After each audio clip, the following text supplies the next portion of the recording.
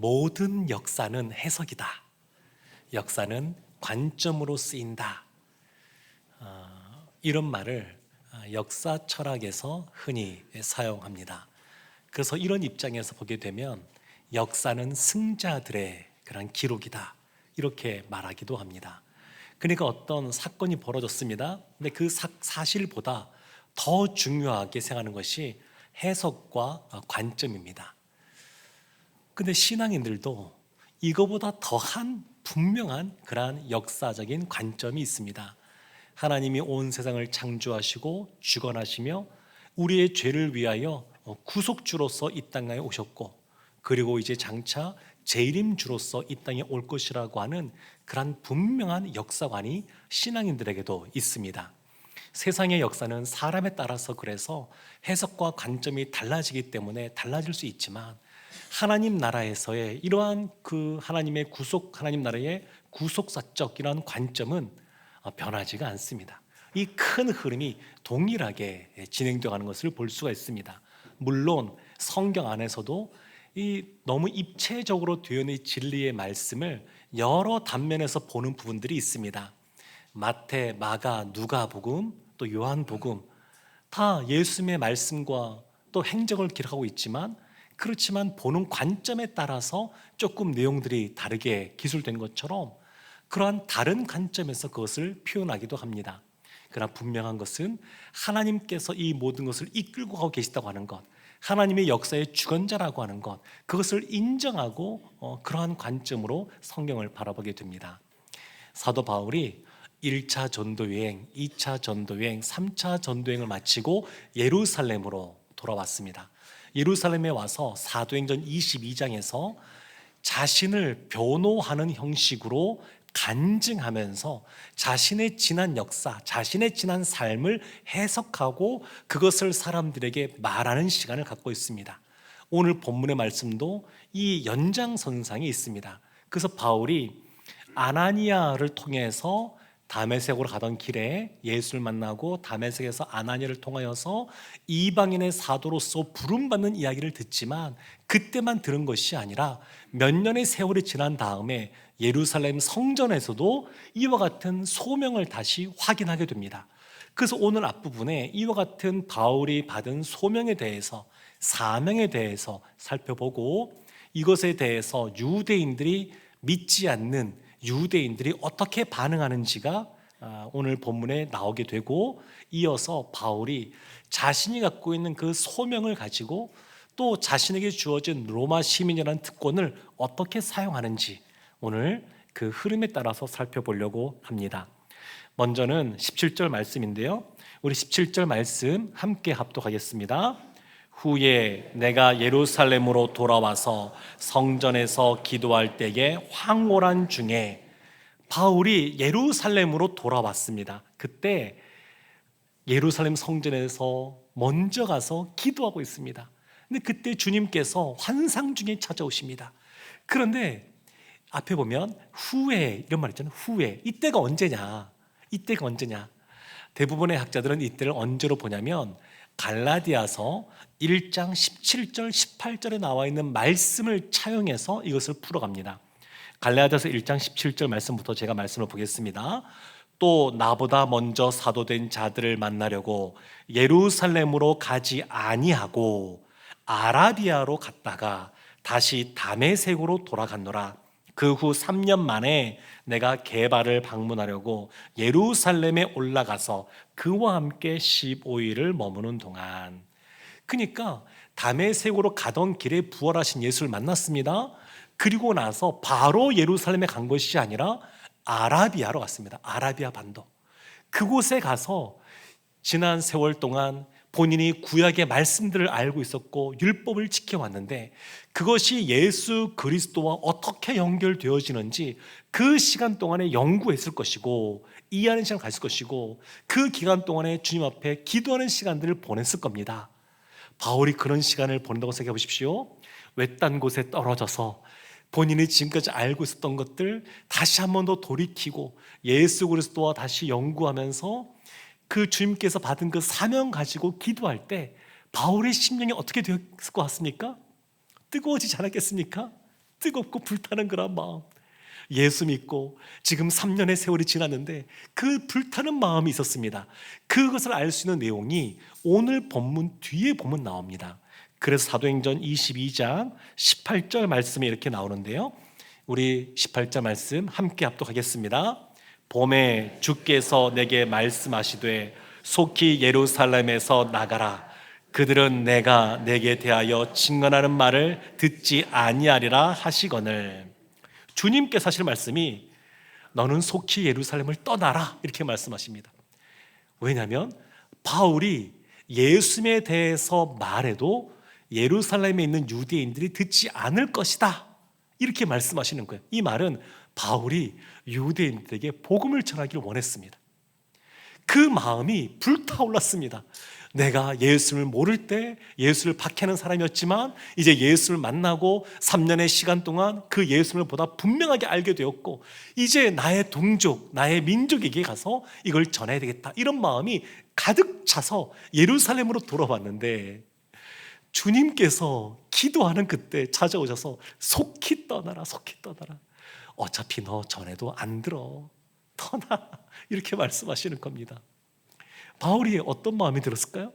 이렇게 불타는 마음 갖고 왔는데 주님께서 떠나라 그러니까 바울의 마음이 어떤 마음이 들었을까요? 그 바울의 마음이 19절 20절 말씀이 이렇게 나옵니다. 19절 말씀부터 제가 보겠습니다. 내가 말하기를, 바울이 말하는 겁니다. 주님, 내가 주를 믿는 사람들을 가두고 또 각 회당에서 때리고 또 주의 증인 스데반이 피를 흘릴 때에 내가 곁에 서서 찬성하고 그 죽이는 사람들의 옷을 지킨 줄 그들도 아나이다. 그들도 아나이다.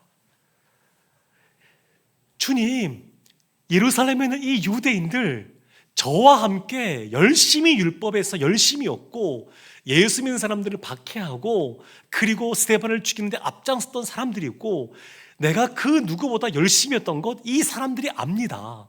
그런데 그랬던 사람들이 아는 내가 예수를 만나서 이렇게 변화되었으니까 제가 이들 가운데 간증도 하고 이들에게 복음을 전하면 얼마나 효과적이겠습니까?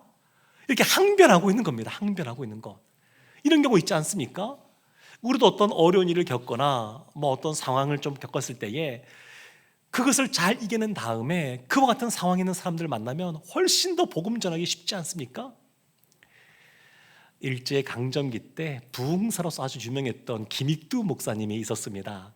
이분이 처음부터 예수님 믿었던 건 아니고요, 과거 시험을 준비하다가 되지 않고 여러 가지 부모님도 돌아가시고 아버지도 돌아가시고 방황하면서 그 고향이 황해도 안악이라는 지방인데 거기에서 뭐라고 불리게 됐냐면 청년 때 주색에 빠진 사람, 깡패, 개망나니, 이게 나와요 기록에다. 그분의 별명입니다. 별칭. 아나꼴 호랑이. 얼마나 성격이 불같으면 그렇게 그 사람이 불려졌습니다. 그러다가 선교사님이 전해주는 전도지를 받고 거기를 딱 보는데 잘 모르지만 푸른 마르고 꽃은 시드나 주의 말씀은 세세토록 영원하다, 이 말씀 보면서 그의 심령에 이 세세토록 단어가 박혔습니다. 영원히 변하지 않는 곳이 있다고? 그러면서 예수님께 나오게 되었고 목사님이 되셨습니다. 그래서 이런 일화가 있습니다. 목사님이 되어서 이제 옆마을에 부흥회를 이제 인도하러 가게 되는데 더운 날씨였나 봅니다. 그래서 그냥 언덕을 올라와서 너무 더우니까 위통을 벗고 바람을 좀 쐬고 있었는데 한 술 취한 사람이 그 언덕으로 올라와서 너는 뭔데 나보다 빨리 언덕에 올라와 있느냐 그러면서 김익두 목사님을 때렸대요. 막 때리고 나서 김익두 목사님이 물었답니다. 다 때리셨습니까? 그러니까 다 때렸다. 그러니까 김익두 목사님 하신 말씀이 예수는 내가 믿고 복은 형님이 받았네 이렇게 얘기했대요. 이게 무슨 말인가 하고 술 취한 사람이 물으니까 내가 김익두요 이 말을 했다고 합니다. 그러니까 본인이 예수 믿고 이제 더 이상 보복하지 않는 사람, 사람을 때리지 않는 사람이 되었다는 겁니다. 그 내가 김익두요 하니까 이 술 취했던 사람이 깜짝 놀라서 무릎 꿇고 살려달고 빌었다는 그런 이야기가 있습니다. 김익두라는 악명이 얼마나 대단한지. 그래서 김익두 목사님이 많은 사람들을 고쳤습니다. 기도하면서 나와 있는 그 자료들만 보더라도 10,000건이 넘는다고 하거든요. 그러니까 진짜 많은 병들을 고쳤습니다. 그런데 이분이 누구의 복음을 많이 전했냐면 깡패들, 건달들, 말패들을 많이 전도했습니다. 그래서 돌아온 깡패들이 많습니다. 오늘날 같은 조폭이 아니고요, 이 당시에는 주먹 좀 쓰는 그런 사람들인데 그런데 많이 돌아왔습니다. 생각해 보십시오. 깡패로 막 이렇게 살다가, 건달로 살다가 그가 회심하고 돌아와서 그들에게 복음을 증거할 때, 나도 너처럼 살았었는데 예수 믿고 나서 이렇게 삶이 변했다, 이렇게 전하면 얼마나 전도하는데 효과적입니까? 바울 입장에서 그런 마음이 있는 겁니다. 예수님, 저 예수님 박해하던 사람입니다. 유대인들 예수 믿는 사람들 지금 박해하고 있지 않습니까? 그런데 내가 이렇게 변화되어져서 복음을 증거하면 얼마나 효과적이겠습니까? 이렇게 항변하는 겁니다. 근데 예수님 하시는 말씀이 속히 떠나라, 이 말씀하셨고, 이 말씀을 한 번 더 반복합니다. 그 말씀이 사도행전 22장 21절에 나와 있습니다. 우리 21절 말씀 함께 합독 하겠습니다. 나더러 또 이르시되 떠나가라, 내가 너를 멀리 이방인에게로 보내리라 하셨느니라. 아멘. 떠나가라, 떠나가라. 내가 너를 멀리, 요 가까운 예루살렘이 아니라 먼 이방으로 나는 너를 보낸다, 이런 말씀하셨습니다. 갈라디아서 1장 21절 말씀 보면, 그래서 바울이 이렇게 행동합니다.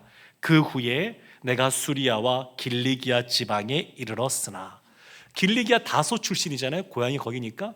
그런데 그 길리기아에 가서 이제 바나바 사도가 안디옥으로 부를 때까지 10년 정도 거기에서 머물면서 다시 한 번 더 복음을 생각하고 그 안에서 말씀을 또한 나누고 가르치는 역할을 감당하게 됩니다. 사랑하는 성도 여러분, 소명은 하나님의 부르심입니다. 하나님의 부르심. 사명은 하나님이 원하시는 것을 하는 겁니다. 내가 원하는 것이 아니라. 그래서 하나님의 일꾼은 자기가 일하는 곳을 선택하는 사람이 아니라 보냄받은 사람입니다. 하나님이 보내신 곳에 가서 일하는 사람이 하나님의 일꾼들입니다. 바울 생각에는 본인은 유대인들에게 전도하고 선교하기에 적합한 사람입니다. 본인이 생각했을 때 똑똑한 사람 아니겠습니까? 본인은 아주 여기에 딱 맞는 사람입니다. 그런데 하나님께서는 그 바울을 떠나가라, 이렇게 말씀합니다. 너의 선교지는 예루살렘이 아니라 너의 선교지는 이방이요 열방이다, 이렇게 말씀하시는 겁니다. 하나님의 의지와 바울의 의지가 충돌하고 있습니다. 바울이 하고 싶은 것이 있는 거예요. 그러면서 바울이 1차, 2차, 3차 전도까지 마치고 나서 지금 예루살렘에 돌아와서 노년이 되었을 때에 고백하는 게 뭐냐면, 내가 이방인의 사도가 된 것은 나의 의지가 아니다, 내가 원해서 된 것이 아니라 하나님께서 계획하시고 하나님의 뜻 가운데 나를 보내신 것이다, 그것을 지금 강조하고 있습니다. 참 사람은 자기가 원하는 것, 좋아하는 것 하려는 경향이 강한 것 같습니다. 교회에서 봉사할 때도 그렇습니다. 본인이 하고 싶은 걸 하기 원해요. 이런 것들이 굉장히 많이 남아 있습니다. 그런데 우리가 하나님의 자녀들은 하나님께서 나를 부르시고 나를 보내시는 곳이 어딘가에 대해서 늘 관심을 갖고 있어야 됩니다. 내가 원하는 것이 아니라 하나님께서 원하시는 것이 무엇인지 묻고 나가야 됩니다. 생각해 보십시오. 우리를 구원하시는 분이 누구십니까? 하나님이십니다. 우리에게 은혜도 주시고 물질도 주시고 재능도 주신 분이 누구십니까? 하나님이십니다. 그래서 우리 주님을 우리가 주님이라고 부르지 않습니까? 그러니까 그 주님 앞에 우리가 무엇을 원하시는지 묻고 나아가는 것은 너무나 자연스러운 모습입니다.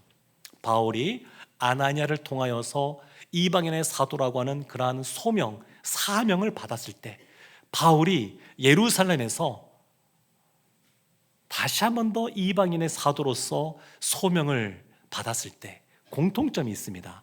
공통점이 뭐냐면 두 가지 경우 다 바울이 기도할 때입니다. 기도할 때. 바울이 기도할 때 이와 같은 사명을 확인할 수가 있었습니다. 어찌 보면 바울은 영적으로 어두운 그러한 시간들을 보냈던 사람입니다. 근데 이때가 꼭 안 좋은 것만 아닙니다. 사람이 어렵고 힘들 때, 마음이 가난해졌을 때 하나님 앞에 나와서 이전보다 더 깊이 기도하지 않습니까? 간절하게 기도하지 않습니까?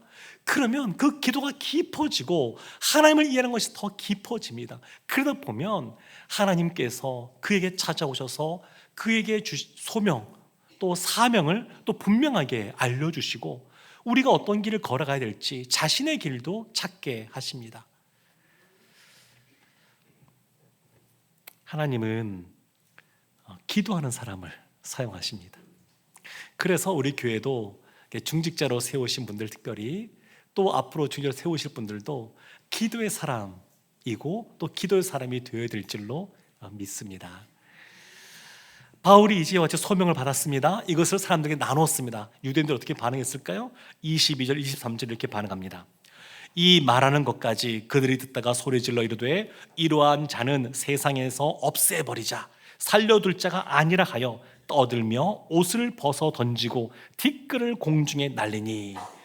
그들이 듣다가 소리를 지릅니다. 분노를 표출하는 거죠. 이런 자는 살려둘 수가 없다라는 거죠. 이러한 자는 세상에서 없애버리자.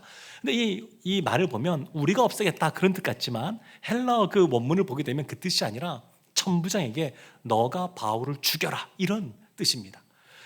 예수님이 십자가를 질 때 군중들이 빌라도 총독을 향하여 예수를 십자가에 못 박아라, 너가 죽여라 이렇게 했던 것처럼 같은 뜻입니다. 예수님이 걸어갔던 그 길을 사실은 바울도 걸어가고 있는 겁니다. 그들이 그렇게 죽여라 이렇게 말하면서 떠들며 옷을 벗어던지고 티끌을 공중에 날리고. 우리도 보면 그런 것 있잖아요. 그냥 그 성격이 괄괄하셔가지고 뭐가 좀 화가 난다 그러면 그냥 옷을 막 이렇게 접지 않습니까? 전 그런 분도 봤는데 반팔에도 막 접어요. 이까지 올려요. 그리고 막 눈도 막 크게 뜨고 막 소리 높이고 막 이렇게 하지 않습니까? 화났다는 뜻이죠. 지금 군중들이 그러는 겁니다. 화났다는 겁니다. 화났다는 거. 분노가 지금 치솟아 오른다. 그걸 지금 나타내고 있습니다. 그러면 이와 같이 바울 때문에 예루살렘 그 성전을 중심으로 소요가 날 때 천부장이 개입해서 그것을 진정시키고 바울을 데려가려고 했는데 바울이 히브리 말로 말을 하다 보니까 갑자기 사람들이 이와 같이 그냥 분노를 표출합니다. 이때 천부장이 어떻게 했는지가 24절에 나옵니다. 24절 제가 말씀 보겠습니다.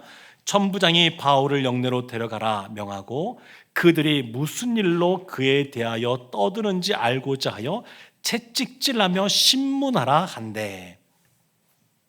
천부장 입장에서는 이 소요가 나니까 문제가 좀 있다고 생각했던 거고 이것을 진정이 잘 안 되니까 일단 내용을 파악하기 위해서 일단은 바울을 채찍으로 때리고 신문해라. 그 소유를 익히는 사람한테 물어보면 될 것 같은데 그렇지가 않고 그 말한 바울을 그와 같이 해라 이렇게 말합니다. 이때 바울이 그동안 본인이 로마 시민이라고 하는 것을 날 때부터 로마 시민이라는 것을 말하지 않았었는데 이제 말하기 시작합니다. 천부장은 돈 주고 샀거든요. 우리도 보면 구한말 이럴 때 보면 양반 되기 위해서 돈 주고 막 사곤 했는데 지금 이 당시에도 그런 제도가 있었습니다. 돈 주고 사는 겁니다. 돈 주고 사는 거예요. 근데 날 때부터 로마 시민인 사람은 그런 것이 아닙니다.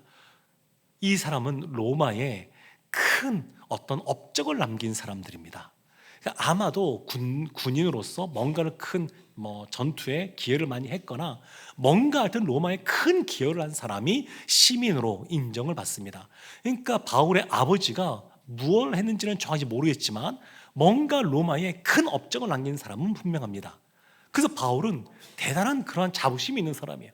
근데 그 사람이 25절 말씀 보게 되면 이렇게 나오죠. 백부장에게 너희가 로마 시민 된 자들을 죄도 정하지 아니하고 채찍질할 수 있느냐? 로마 시민에 있는 특권이 몇 가지가 있는데 그 중에 하나가 적법한 절차를 거치지 않고 구금할 수가 없습니다. 근데 바울이 지금 구금 당했죠. 또 그 로마의 시민은 고문할 수가 없습니다. 근데 지금 고문을 지금 하려고 하고 있죠. 그 지금 큰일이 지금 난 겁니다. 조선시대도 보게 되면 양반을 함부로 어떻게 못했습니다. 절차를 밟아서 어떤 죄가 있어도 그 징계를 밟아갔지 함부로 못했습니다. 왜냐하면 양반을 그와 같이 행하면 조선 사회라고 하는 조직 자체가 무너지기 때문에 그렇게 할 수가 없었습니다. 로마도 그렇습니다. 로마 시민권자는 특별 대우를 했습니다. 이들이 무너지면 로마 자체가 무너지기 때문에 특별하게 관리했습니다. 그래서 로마 시민권자를 적법한 절차 없이 이와 같이 구금하고 때리고 하면 이것이 심하게 처벌을 받습니다. 그러니까 백부장과 천부장이 벌벌 떠는 겁니다. 그들이 잘못했기 때문에. 아마도 바울이 정확하진 않지만 자신이 로마 시민이라고 하는 것을 증명할 수 있는 무엇인가를 아마 갖고 있었던 것 같습니다. 그러니까 이들이 단순히 말 한마디 듣고 떨진 않았을 것이고 무엇인가 진실되게 로마 시민이라는 것을 드러내니까 이들이 떨었던 것 같은데, 그 내용이 29절에 이렇게 나옵니다. 신문하려던 사람들이 곧 그에게서 물러가고 천부장도 그가 로마 시민인 줄 알고 또 그 결박한 것 때문에 두려워하니라. 두려워요. 로마 시민이 갖고 있는 특권 또 하나가 있습니다. 그것이 뭐냐면 재판을 로마 황제에게서 받을 수 있습니다. 그냥 유대인이라 그래서 받을 수 있는 것이 아닙니다. 바울이 로마 시민권자였기 때문에 로마의 황제 앞에서 재판을 받을 수가 있었습니다. 그러니까 바울은 로마 시민이라는 특권이 있었던 사람이지만 그것을 평소에 쓰지 않았습니다. 1차, 2차, 3차 전동하면서도 사람들에게 얼마나 많이 맞았습니까? 감옥에도 갇혔습니다. 그때도 로마 시민이라는 것을 드러내지 않았습니다. 그런데 지금은 드러냅니다. 왜냐하면 이제 왕들 앞에 서서, 황제 앞에 서서 복음을 증거해야 된다라고 하는 소명과 사명을 받았기에, 그래서 그것을 드러내고 있습니다. 자신이 갖고 있는 것, 자신의 특권도 사명을 위해서, 이 소명을 감당하기 위해서 그것을 사용하는 것을 볼 수가 있습니다. 요나서를 말씀을 보게 되면 하나님이 요나에게 니느웨로 가서 너희들이 곧 무너질 거니까 회개하고 돌이키라는 메시지를 전하라고 말합니다. 근데 그때 요나가 가기 싫어합니다. 왜냐하면 니느웨는 적국이니까, 본인 나라를 괴롭히는 사람들이니까. 우리도 보면 과거 역사에서 우리나라를 침공했던 이웃 나라들 있지 않습니까? 그들에 대해서 별로 안 좋은 감정이 지금까지 있는 분들이 많이 있죠.